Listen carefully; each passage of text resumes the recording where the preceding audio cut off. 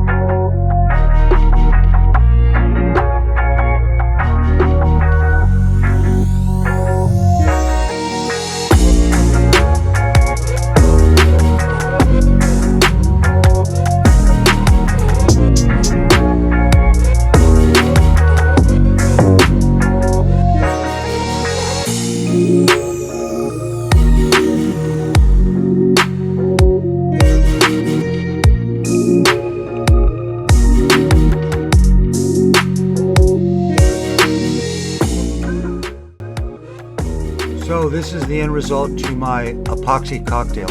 I'm pretty comfortable, or I should say I'm pretty happy with the outcome of this particular bowl. The bowl is roughly 3.5 inches high and 5.5 wide. If you folks made it this far in the video, I totally appreciate the support.